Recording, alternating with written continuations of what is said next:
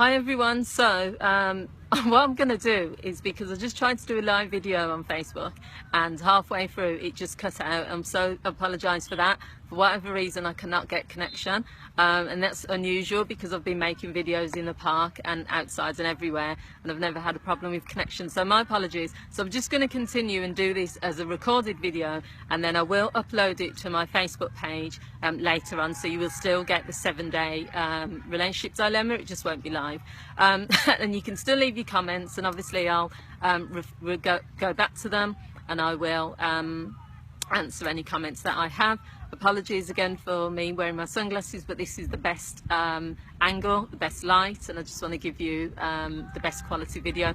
So as I was saying before, I'm a counsellor. I work with couples, I work with individuals where there are relationship issues, and that could be trust issues or maybe relationship issues from the past that are now impacting on their relationship. And so over the last 7 days I decided to do a series of relationship dilemmas.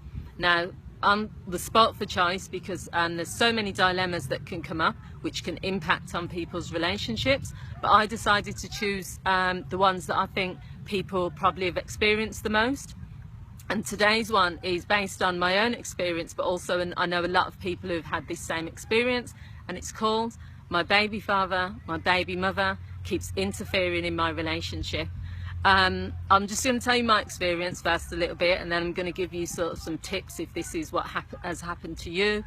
I've dated maybe 2 people, I'd say, out of my relationships where they've had a child from a previous relationship and where it has attempted to cause issues, and it's never been the man's fault. It's always been the mother of the children has kind of been upset that they're dating someone else. I've been in situations where I've heard like the mother of the child screaming down the phone and saying, you know, if that person's there, you're not seeing your kids, or if you don't end it, then that's the end of us, and that sort of thing. But there's a lot of flies here, I'm gonna walk around.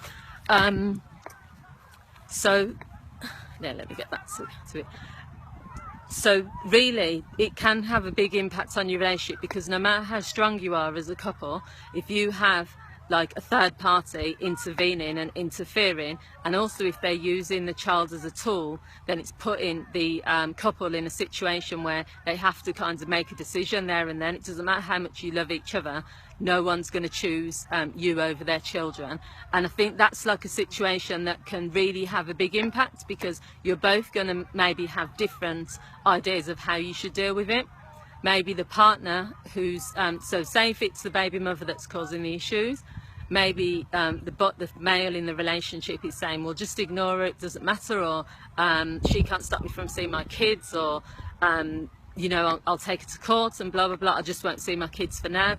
You might have a lot of guilt as the female in the relationship, because you're might feel, and this is how I felt I suppose at the time, you're the reason, or you're responsible for that person not seeing their kids, and you're not actually the reason.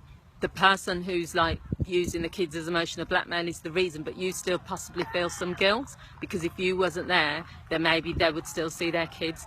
But one thing that people have to understand, and this is just coming from a therapeutic explanation, when someone has a child together, and obviously when that relationship was going well, and obviously it was going well enough for them to probably be in a relationship at some point, have a child together, there's that connection and that attachment that exists.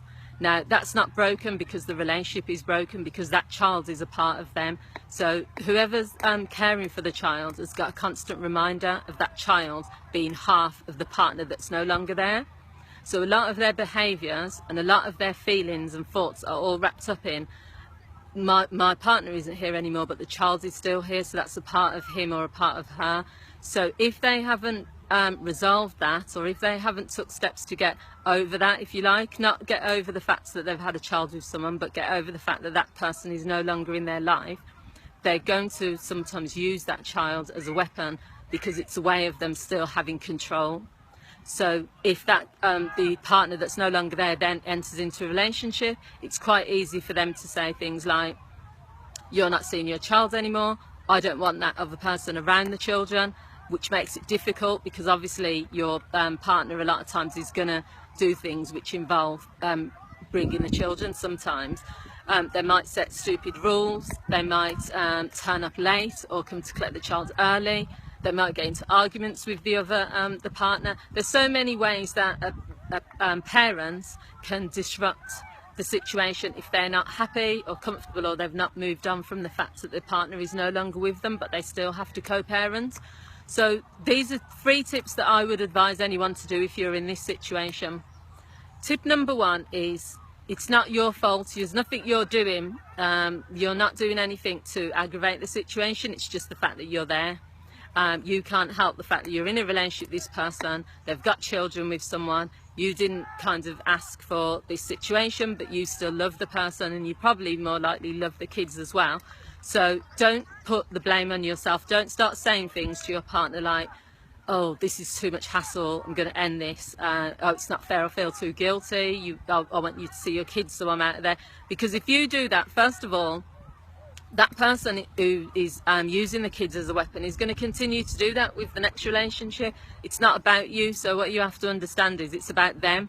So even if you ended things, then they're still going to continue to do that. So I would advise not to end things, just not to take on that responsibility, because it's their fault, it's their issue.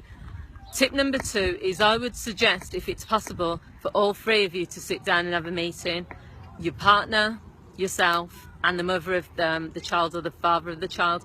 Reason for doing this is, first of all, it shows that, you know, you're all on the same, well, not you're all on the same page. It shows that you're going to discuss this as adults, but also this relationship is serious, it's strong enough, we're going to discuss this because these children are a part of my life, so let's sit down and let's have a conversation about it. So arrange a meeting, only if it's possible. If you think the meeting is going to cause more conflict, don't do it, but if you can, do that. Sit down, have a meeting, have it out, you know, say that I've got nothing against you, I know you're the mother or the father of my current partner, I love him, but I know that, you know, he loves his kids, I know that you guys had something together, I don't want to cause any issues. You know, I didn't have the opportunity to do that with any of my relationships where there's been children involved, and I wish I did have, but I didn't have the opportunity to do that. So what I would advise is, that's the second thing to do. And the third thing to do is to try and think of a compromise. Is there any way that, so if there's birthdays of the child, or if there's ways that you can, there's family get-togethers or anything along those lines, is there ways that you can almost get to know, like, the mother or the father of the child in that sort of environment, but also get to know the children, so that you're not seen as a threat? They might continue to see you as a threat, but the goal is that you're trying to say to this person, look, I'm in love with my current partner, or I'm having a relationship with him which I want to develop. Excuse me, oh, my neck's hurting, it's this selfie stick. But you still respect the fact that he had that relationship, you still respect what they had, you respect the children, and you respect that he's going to be a co-parent. You know, that's the reality of the situation. The children are not going anywhere, so let's all try and work together. So I hope you found this video useful. So sorry that it wasn't a live video, which it was meant to be, but you can still leave your comments. I still hope you find it useful. Continue to support my page, which is what people have been doing. You can also go to my YouTube channel, which is Journeys Counselling, where there's lots of different videos. I focus more on relationship stuff, but I also talk about other areas occasionally. And you can also send me an email at nujourneys@yahoo.com, or a message on my Facebook page if you do want to make a counselling inquiry. Thank you for watching, and I'll speak to you all soon. Bye.